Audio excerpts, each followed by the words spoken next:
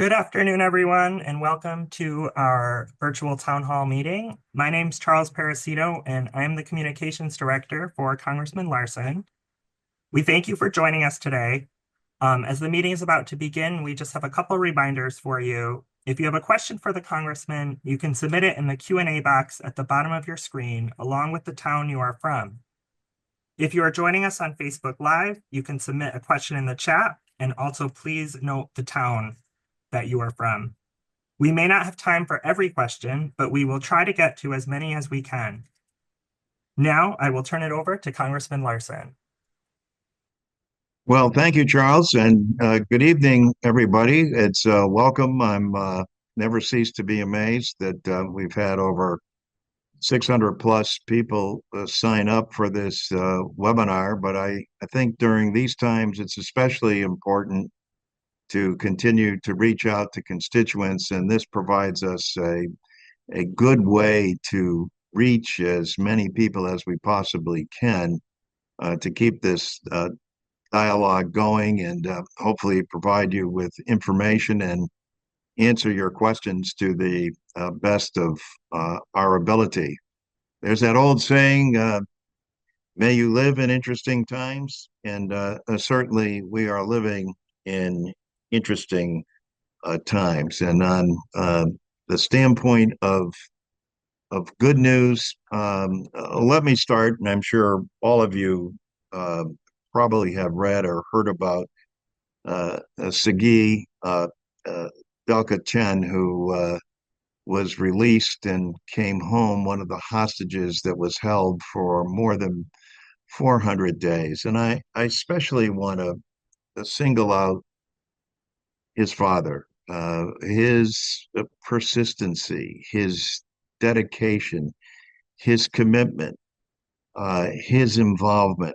People often ask, well, what can we do? He's a prime example of an individual who just took it upon himself, both here at home and abroad. And I recognize not everybody can do this, but a remarkable homecoming. And when Sagi finally came home, what an incredible reception and what a heart-rendering story this is and will continue to be as well. But I wanted to start this evening with that, with both a recognized return and also our ongoing commitment until all of the hostages are returned home, which makes it vitally important, especially in the way that we're conducting business in the Middle East. I do not think that President Trump's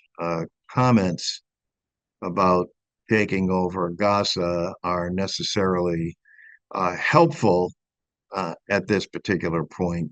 But nonetheless, I commend all of our officials in government that are working so extraordinarily hard at continuing this peace process, and we remain committed to that as well. I wanted also to take some time tonight to talk about the Trump agenda, but I can't help but mention having uh, chaired and now being the ranking member of the Social Security Subcommittee on the Ways and Means Committee, to note that Social Security is still very much under attack, and under attack by Elon Musk.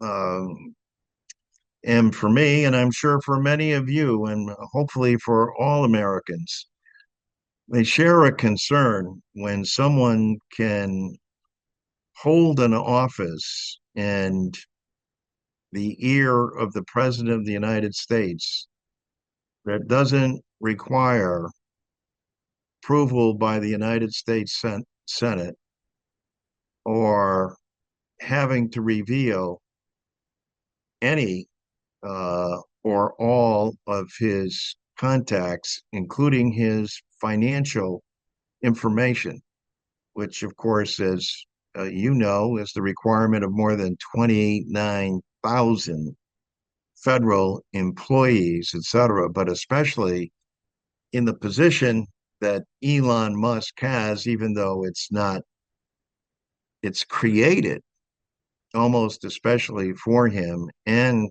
by Trump to circumvent the law.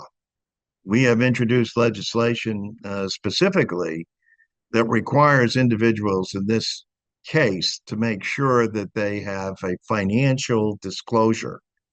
And until they disclose their finances and demonstrate that there are not conflicts, they cannot go forward with their position.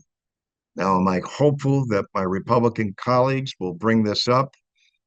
To be frank, not very. But nonetheless, I think the outcry of American citizens and the concern and that I've heard from a number of you about what is it about Elon Musk and the billionaire class that makes them feel that they have an exclusive role that is not subject to oversight and review or having to go through any kind of confirmation process that we require of all of our cabinet level members. And to know that he has the ear and confidence of the president who has asked him to carry out a very specific objective. Now, I refer to President Trump as the master of distraction. And I think more often than not, the media, and you can't blame them for this, but they focus on what he's been pushing lately, which is almost an everyday occurrence. But recently, and most notably, of course, his concept of taking over Gaza and then, you know, moving or removing all of the Palestinian people from there. Now, they're jokingly back in the 1990s was a situation comedy that proffered the same thing, that they were going to locate the Palestinians to Greenland. And with the president's concern about Greenland, if it wasn't so serious, you have to look at his proposal as comical, but certainly not one that's remotely doable. And he quickly started to walk back after he said that no troops would be involved in this. I'm sure Hamas and the fellow Palestinians are all sitting around and going, "Oh, well, sure. If this is what President uh, Trump wants, clearly we're just prepared to listen to whatever he wants to do." Bottom line is this: that as I said, he's a master of distraction, and I want all of you, and this is from my perspective, but I ask you to look at this and tell me if you have a different perspective. From my perspective, you always have to keep your eye on the prize of what Donald Trump is after. And what he's after here are tax cuts. Why? You may recall in his last term in 2017, they passed one of the largest tax cuts in the history of the country. And that tax cut, 70% of the $2 trillion tax cut went to the nation's wealthiest 1% of people. 70% of a $2 trillion tax cut. It should come of no surprise to anyone, since Trump received a great deal of criticism because that tax cut wasn't paid for and added $2 trillion to our national debt, the single largest debt that the nation had ever occurred. It should come as no surprise that he's now asking Elon Musk to find $2 trillion in cuts from the federal budget.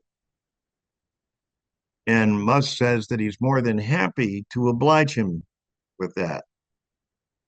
And just a quick look at the federal budget, and I'm sure most of you are aware of this, but 70% of the federal budget is comprised of three main agencies: Social Security, Medicare and Medicaid, and National Defense. Those are three direct hits on the state of Connecticut when you are supposedly looking for cuts in those areas. And especially when the person who's looking for the cuts is a billionaire who's had no disclosure, not had to put forward any of his financial information, was not confirmed or ratified by the Senate, but operates only at the direction of the President of the United States. He's not a federal employee. He's not even a federal volunteer. He's what the Trump administration is calling a special volunteer that currently, under the law, minimally has a 90-day period where he can perform his activities. I have submitted specific legislation that calls upon him and says that he cannot perform his job or task until he submits his financial disclosure statements to the nonpartisan Board of Ethics of the United States Congress to make sure that he's clear or makes the case for why he should be clear of any conflicts of interest, especially when we know that several of his main companies and agencies already does business with the United States of America.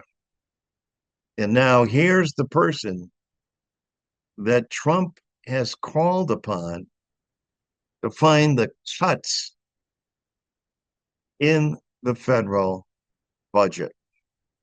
So a number of people, rightfully so, along with clearly members of Congress in the Democratic Party, are very concerned about this because it appears intuitively obvious to, I think, even the most objective advisor that they're going after the major programs of Social Security, Medicare, and Medicaid. And why? And this is, I think, why I brought up the tax cut of 2017. That is the Trump legacy. But what a lot of people don't know is that that tax cut was not permanent when they passed it in 2017 because of its cost. It expires this year in 2025. So, why Trump has Elon Musk looking for $2 trillion is because he wants to take those cuts, 70% of which go to the nation's wealthiest 1%, and make them permanent. To do that, he has to find $2 trillion in cuts or raise taxes on individuals. So he's challenged Mr. Musk and gave him the responsibility and access to go after this. That is why there's been grave concern about him going into Social Security and Medicare, into the IRS. I want to commend the federal employees who have stood up to Mr. Musk and turned up stood up to DOGE, uh, the so-called Department of Governmental Efficiency.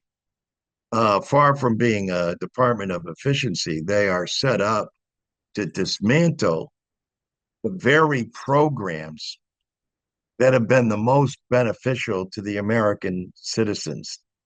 The most popular insurance program that we have, and one instituted by Franklin Delano Roosevelt, Social Security, and also the plan that provides the vast majority of our seniors with health care and food and nutrition is Medicare and Medicaid. And these are the areas that they want to go after and cut, and why we will stand vigilant to make sure that we oppose these cuts at all costs. And we've asked our Republican colleagues to bring in DOGE, to have Elon Musk come before the committee and answer questions about where he's going to get this money from, and does he understand the impact, and does every member of Congress understand the impact in each and every one of their districts. I provide every member of Congress, Democrat and Republican, with a Social Security card, not theirs personally, but one that lays out the statistics for them of how many Social Security recipients they have in their district. There are 70 million nationally. Each different district varies, but on average, there's over 150,000 Social Security recipients per district. And we further break it down to people receiving disability, to spouses and mothers and children receiving Social Security.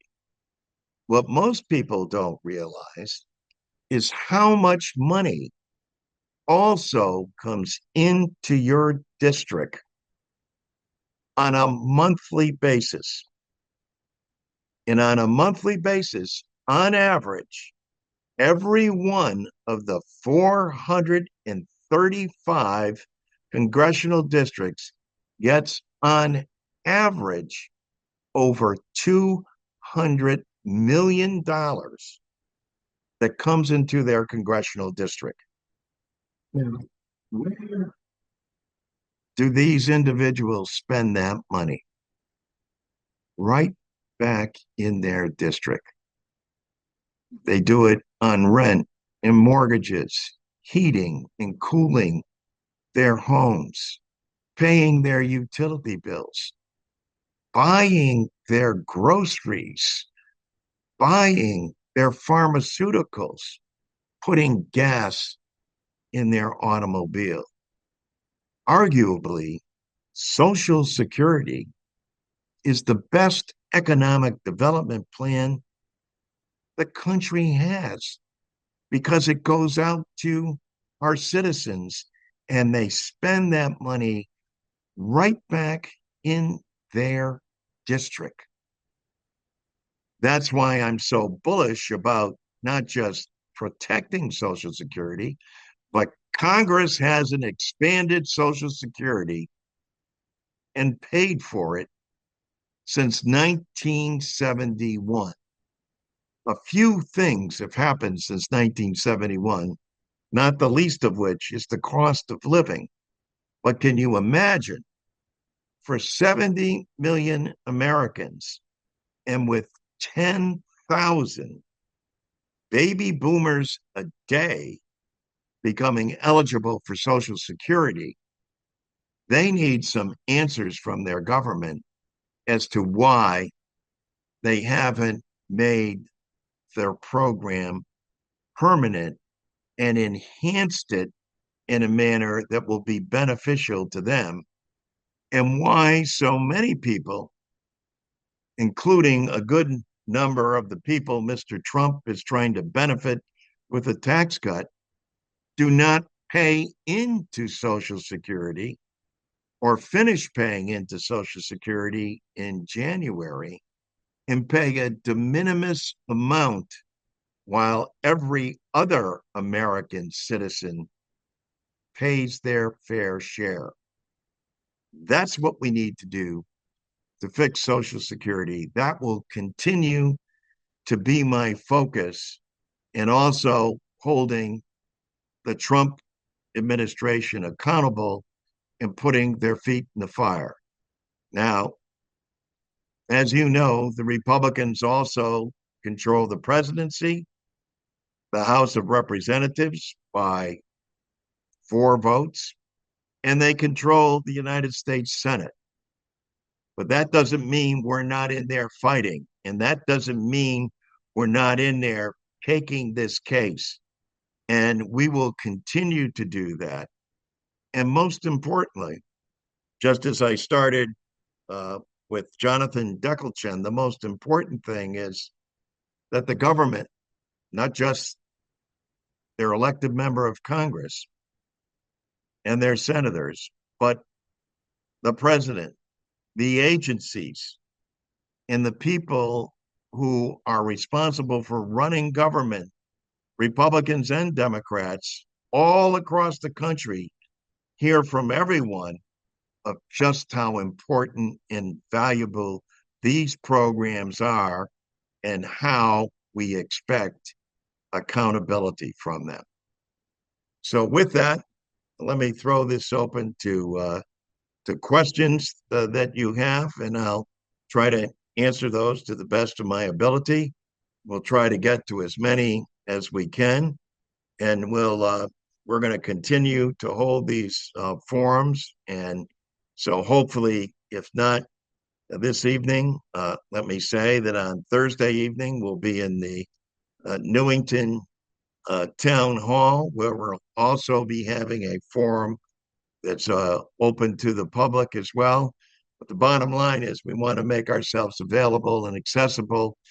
And even if not on these programs, send us your questions because we will get answers to them to the best of our ability and send you back our response. And as I said at the outset, thank you so much for joining us. Charles, why don't we take the first question? I'm getting a little hoarse, so I'm going to take a sip of coffee here. Thank you, Congressman. Our first question comes from Jason in Bristol, and he asks, how does Congress intend to hold Elon Musk, DOGE, and Donald Trump responsible for breaching taxpayer data and publishing classified information online? Well, Jason, that's a great question. And also, I want you to know one that's on the minds of members in both the House and Senate. And I have to say, I think even our Republican colleagues have got to be dismayed at this, or at least initially have continued to say so. But nobody has the right to go in there, and especially with a department that's staffed by 18 to 24-year-olds, to have information to everyone's vital data and statistics. Why in God's name do they need that information, which is private and should remain secure? I want to again single out, David Lebrecht and Michelle King, who, in the face of DOGE, have stepped down from their position because they refuse to cooperate, because they know the importance and value of this information and what it means to each and every one of us. Now, the courts have stepped in to initially block this, but that's a 90-day period. We are going to continue, and as are other groups, and I encourage everyone to write the president and to write the agencies and say, this is not what you signed up for, and this is your private data and nobody else's business. That's what we're going to continue to do. Fight through the court system, go after our colleagues in the House, and also call upon Mr. Musk to come before Congress and be accountable and ask him under oath and directly, what does he need this information for? And what are they using it for? So, Jason, thank you for your question. Greatly appreciate it. Next question, Charles. Our next question comes from Charles in Southington, and he asks, are you doing anything to stop my Social Security from being taxed? Well, yes, Charles, that's a great question. Also, we've submitted a bill. It's called Social Security 2100. It's being modified.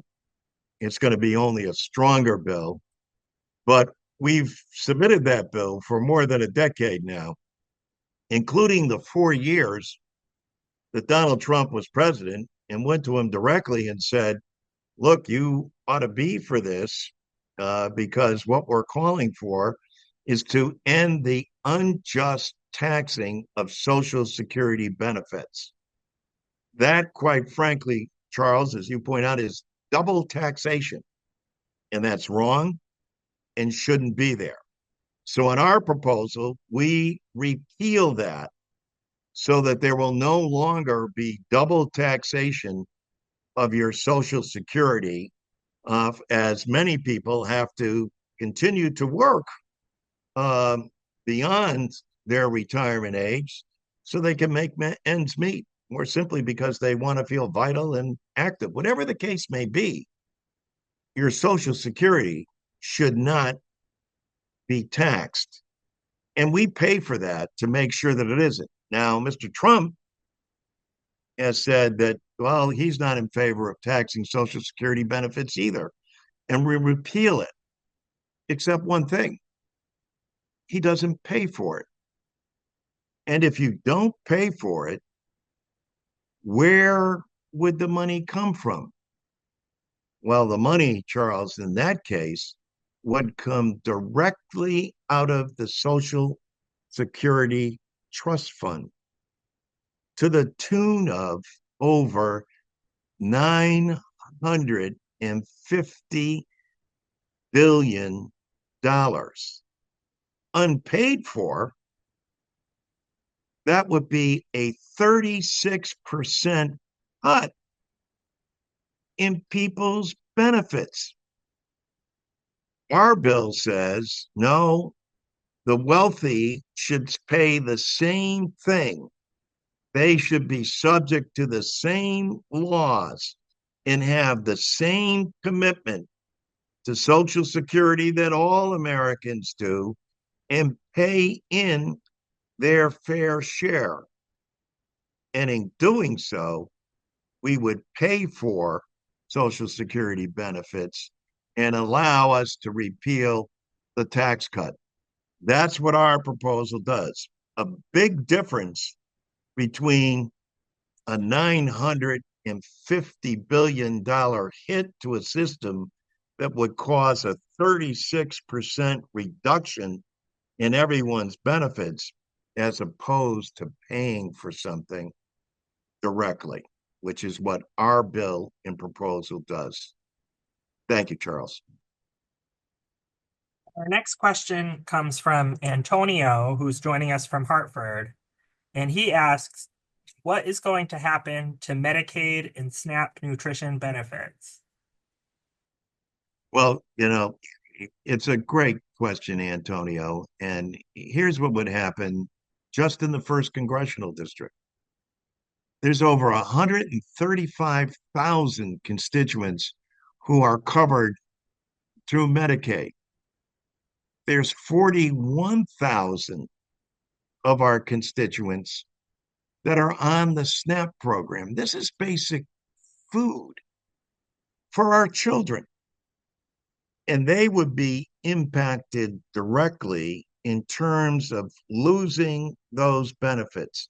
How in God's name anyone could be in favor of this kind of proposal? I guess if you're a billionaire and you've never been impacted and you're not affected by this, I don't know how you would sleep at night. But if it never concerns you and you've never had to endure it, but you're looking for a way to cut money out of the budget, and you decide that doing so by taking food out of the mouths of children and not providing people with Medicaid coverage, uh, and passing that cost along to them, or more likely, they simply wouldn't take medicine because they can't afford it. How could you possibly think that that is a good alternative? Now, listen, everyone, Democrat and Republican, and no matter what program, whether it's the military budget or whether it's the transportation budget or whether it's SNAP or Medicaid or Social Security or Medicare, if there's fraud or abuse or waste, yes, that should be rooted out. But they're using that like there's a ton of money there that could be had. Where there is abuse, it should be eradicated. But eradicating the entire program does not make any sense whatsoever, and why we will fight to make sure that that doesn't happen. And again, why are they doing it? What is the high minded purpose that the Trump administration has from this? They would tell you it's so that they can provide a tax cut that will grow the economy. Because in their eyes, it's that 1% of people who get 70% of the tax cut that will use that money, that will surely create jobs, and all those benefits will trickle down to you. You'll ultimately be the benefactor. And while the system of capitalism and the system of free enterprise is great and we espouse to, that's something that should be shared across the board. And we don't rely on the nation's wealthiest 1%. All we ask of them is that they pay their fair share like everyone else. The United States military protects everyone, rich and poor, and is paid for by the people of the United States of America. Next question, Charles.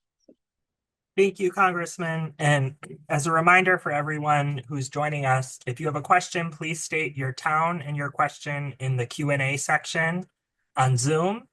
And if you're on Facebook, you can put your name and your town in the chat with your question, and we'll try to get to as many as we can. Our next question comes from Nancy, who's joining us from Southington, and she's asking, I am on Social Security disability and also receive survivor's benefits. Could I really end up losing my Social Security? Well, Nancy, thank you for that question. And I know this is a concern that comes up often. Number one, you should take great solace in the genius of Franklin Delano Roosevelt. The Social Security plan and the Social Security Trust Fund are separate. Oftentimes, this gets confused also. People will say, well, it contributes to the national debt. No, it does not. It is a separate trust fund. And that trust fund has been solid and secure. Unfortunately, it hasn't been enhanced since 1971 when Richard Nixon was the president. But someone currently on Social Security, the first impact we will see, and that's provided Congress does nothing, and we're proposing Congress do a lot. But assuming Congress were to do nothing, in 2034, Social Security would be diminished, people's benefits would be diminished by 20%. Now, I believe that should demand that we take action and take action now. And I don't believe any citizen should let any elected representative get off the hook unless they tell them what they're doing to preserve the nation's number one insurance program for the country. Number one in stopping elderly poverty, number one in stopping children's poverty, as well as making sure that we get disabled benefits to more veterans than the VA does. That's how critical and how important this is. That trust fund is secure and is there. But if there are cuts to it, as Mr. or benefits increase but not paid for, and this is what you have to listen for. When someone tells you they're going to provide a benefit to you, but it's not paid for, sounds good, and may temporarily be helpful or make you feel good. But ultimately, where does that money come from? It comes from the trust fund itself and will end up hurting every American unless it's paid for. So you can imagine why billionaires who don't pay into a program don't have any qualms about seeing a program cut, because what they'd like to say is that, see, well, we told you these programs don't work. And there is a number of people philosophically who believe that Social Security should have never been there, that people ought to be able to pull themselves up by their own bootstraps, take care of themselves and their families. That's their obligation and their responsibility. It's not government's. But Roosevelt, I think, laid the groundwork. And across the board, in all polling data says this, whether you're Republican, whether you're independent or unaffiliated or Democrat, you all support Republicans 69%, independents and unaffiliated 78%, Democrats 92% support Social Security and its benefits because they know how vital it is, not only to keeping people out of poverty, but also augmenting the various pension plans that people have had uh, throughout their work life as well. So we will continue to fight not only to make sure that Social Security remains solvent, meaning there's no cuts in benefits, but that we expand it. It hasn't been expanded since 1971. That's over 54 years. About time that Congress does this, and everyone should hold their member accountable. I'm so proud of the Connecticut delegation because our two United States senators and the entire delegation all support enhancing and expanding, not cutting Social Security. And for those 10,000 baby boomers a day who become eligible, they better start speaking out and saying, hey, wait a minute, I paid into this. And don't let anyone kid you. The other side will often say, well, these are entitlement programs. These are not entitlements. These are earned benefits. You have paid for them. And now it's your government's responsibility to make sure for your investment you get what you paid for. And frankly, government could be doing a much better job at that. Next question. Our next question, we've seen a lot of similar questions in the chat on Zoom and Facebook, but Sharon in Hartford asks, How do you intend to get rid of Elon Musk and DOGE? Well, Sharon, first and foremost, I think that's a question that's on everybody's mind, not understanding the relationship and how can he exist and how can he function. And we very much, I have introduced a bill, as I said earlier, that says that you cannot serve in that capacity. I don't care how wealthy you are. If you don't submit a financial disclosure so that we can examine conflicts of interest to the nonpartisan ethics group that oversees this, then you should not be allowed to be in that position and have access to data and information. And for what purpose? And why are you using this? This is very unique to the Trump administration, and this is their way of acting outside of the system.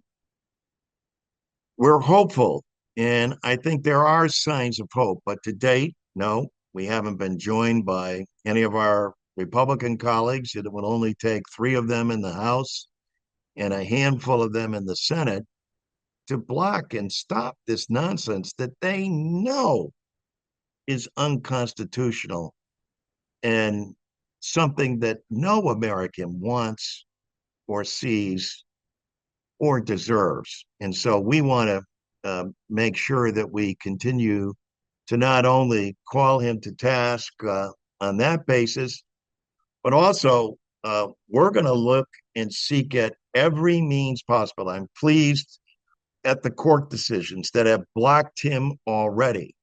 But we want the information that he's providing these 21 to 24-year-olds that are garnering.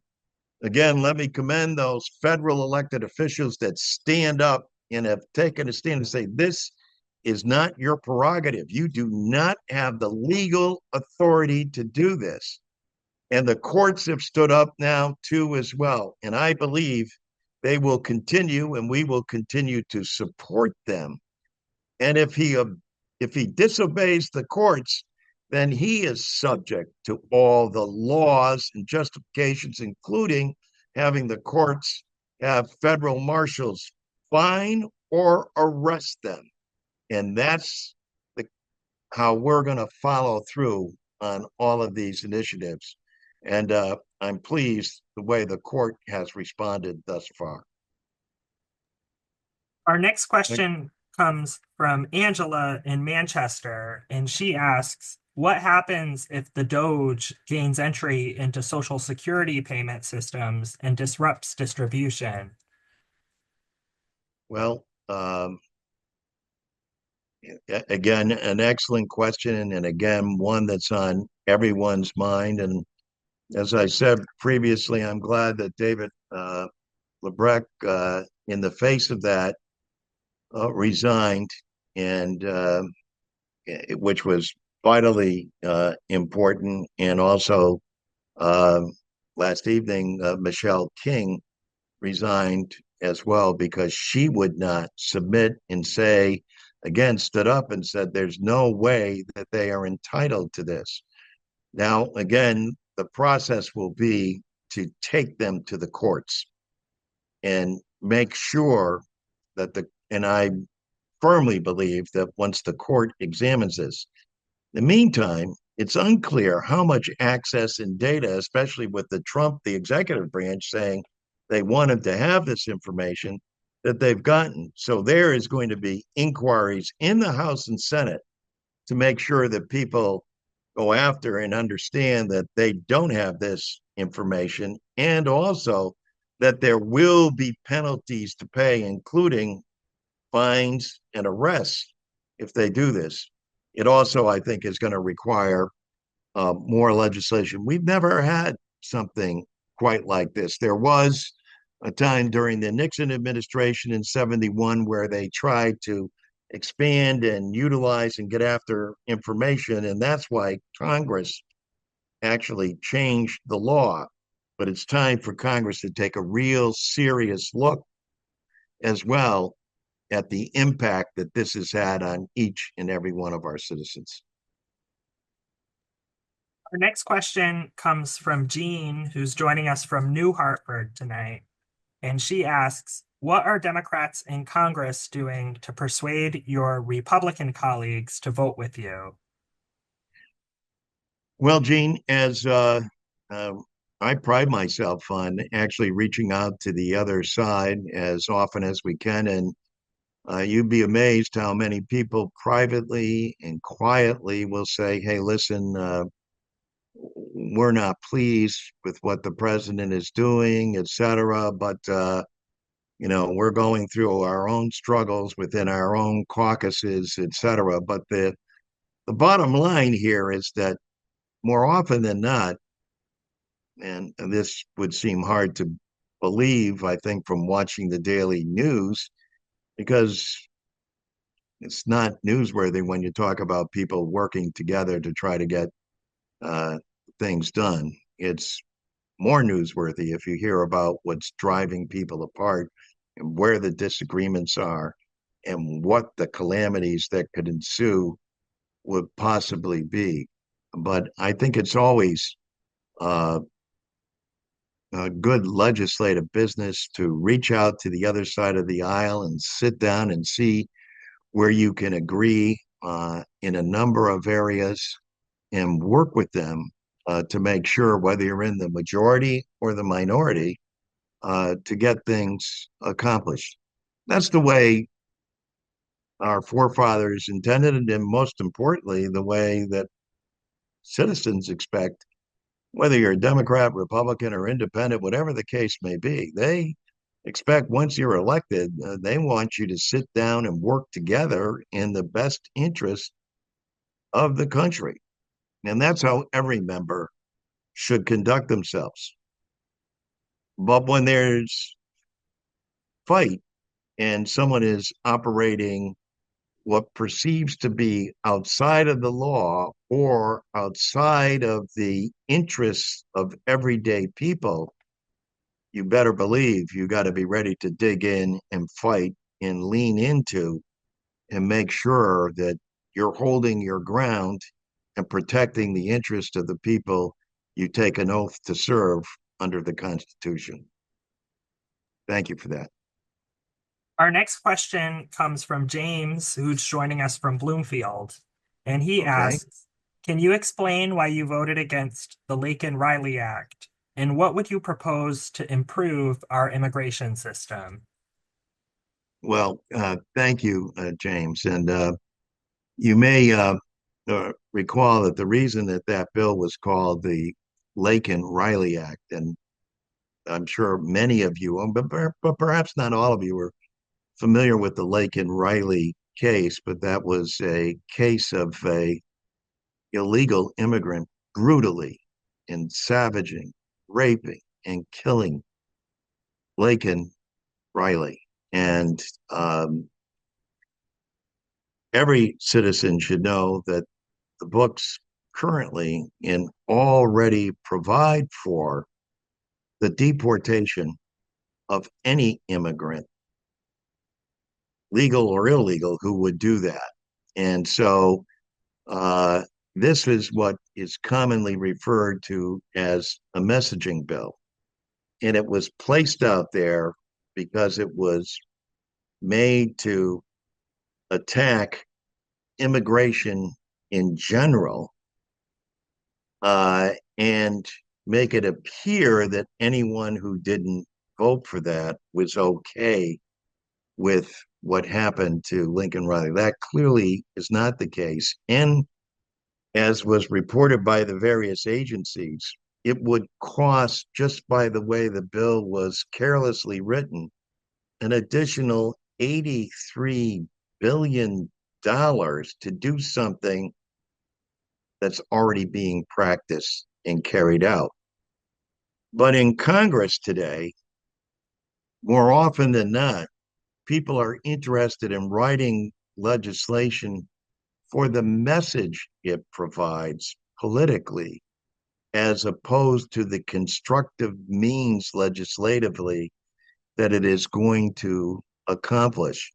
I commend Senator Chris Murphy for his efforts in immigration and coming up with, again, a bipartisan bill that we supported and also included, which would have been important and a better use for the $83 billion in getting more people on the border and having stronger enforcement and making sure that we're training the legal forces that we need, as well as the police officers and sheriffs and border patrols that we need, all of which would have been far more helpful, but it's not as sexy as a message as it was.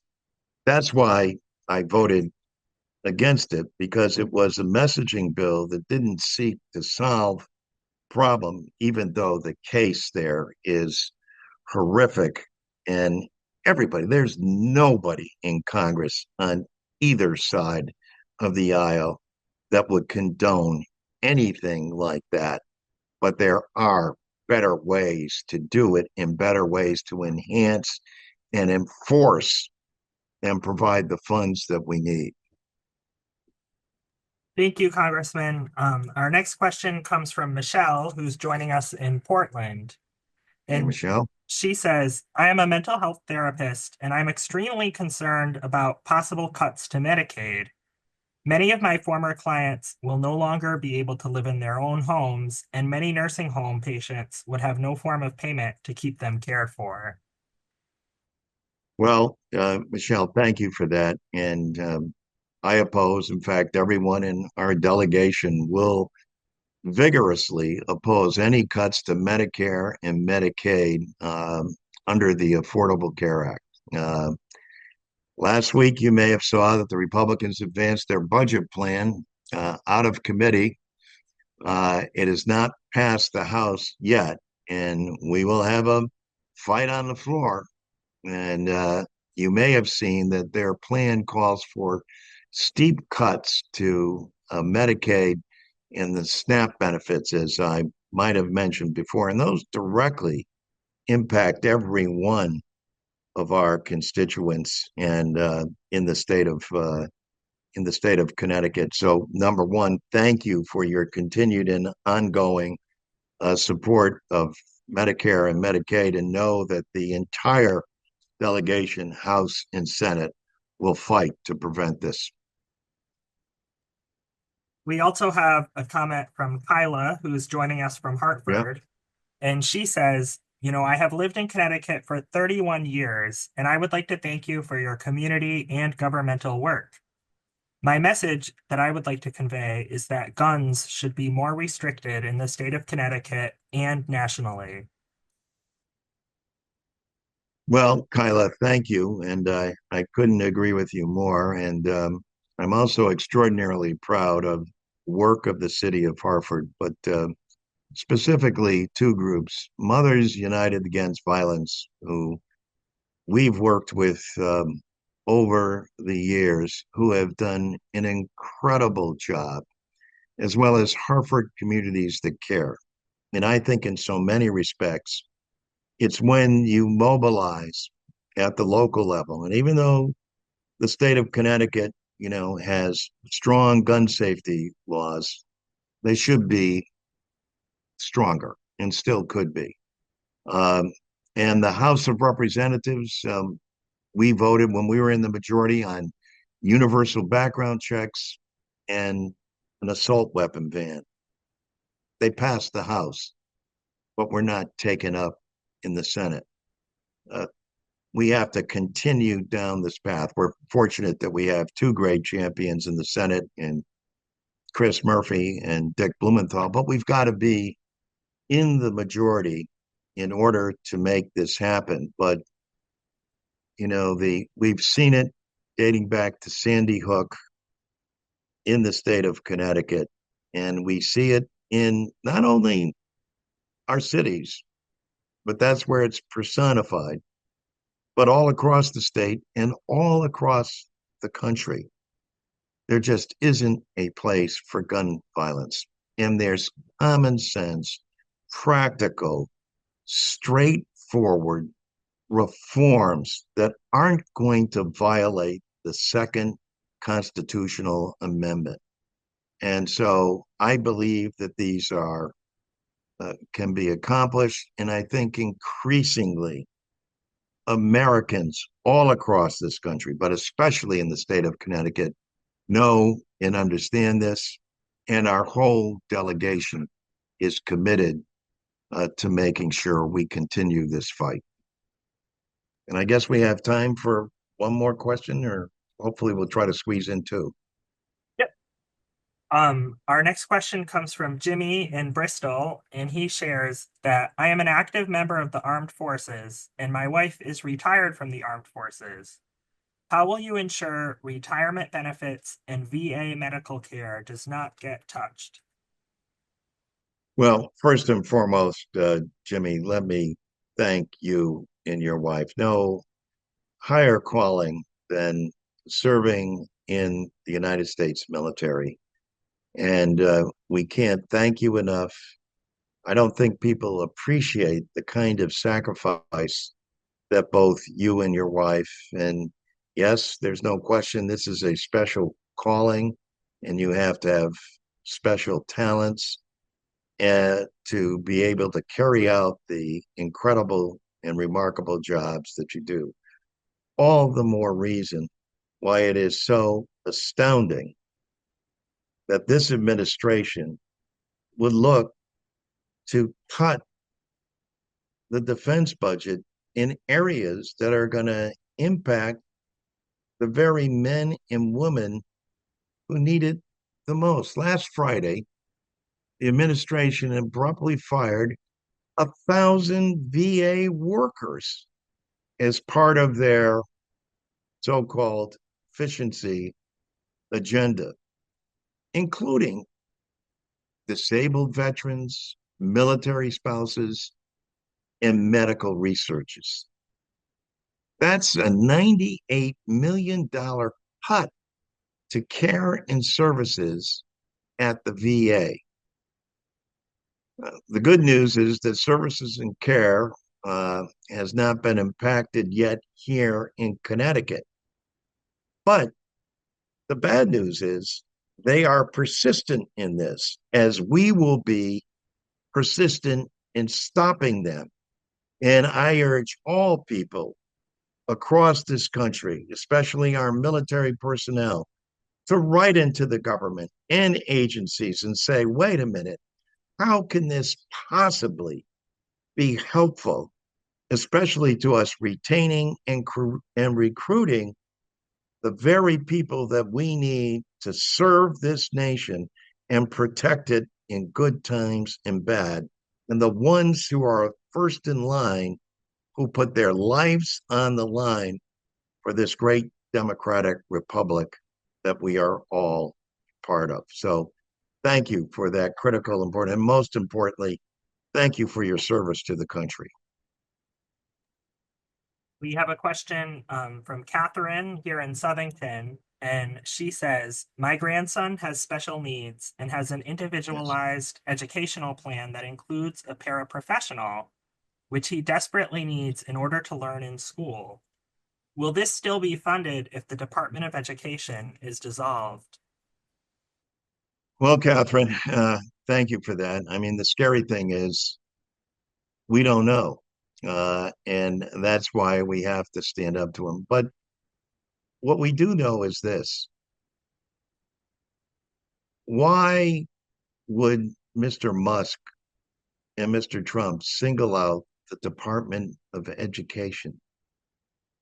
Clearly, Americans across the board, Democrat, Republican, and Independent, know the importance of education and the education system and what we have to do. And specifically, as it relates to your grandson, IEP has played such an important role in helping thousands of families across this great nation of ours.